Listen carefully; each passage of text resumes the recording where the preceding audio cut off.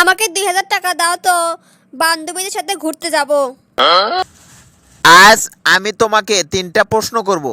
যদি উত্তর দিতে না পারো তাহলে তুমি আমার কাছে আর কোনোদিন টাকা চাইতে পারবে না, বলে দিলাম কিন্তু। কি প্রশ্ন করবে বলো, তোমার সব প্রশ্নের উত্তর দিব। তুমি কি আমাকে বোকা পাইছো নাকি? একটা ঘোড়াকে তুমি ফ্রিজে রাখবা, কেমনে রাখবা বলো তো একটু শুনি। এটা কোনো কথা বললে? এত বড় ঘোড়া তুমি কিভাবে ফ্রিজে রাখবে? আরে বলত, ঘোড়া যত বড় হবে তেমনি ফ্রিজও তত বড় হবে। ফ্রিজের দরজা খুলবা আর ঘোড়া ফ্রিজে ঢুকাবা। আচ্ছা ঠিক আছে, না পারলে এইবার বলো, একটা গাধাকে ফ্রিজে রাখবে, কেমনে রাখবা বলো তো। এটা তো খুব সহজ, দরজাটা খুলবো আর গাধাটাকে ফ্রিজে রেখে দিব। আরে বোকা, ঘোড়াটা তো ফ্রিজের ভিতরেই ঢুকানোই আছে।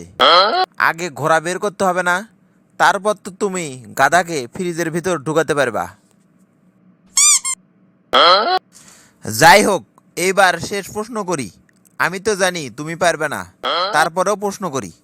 বলো তো, বনের একটা পশুর জন্মদিন, সবাই গেছে কিন্তু একটা প্রাণী যায়নি।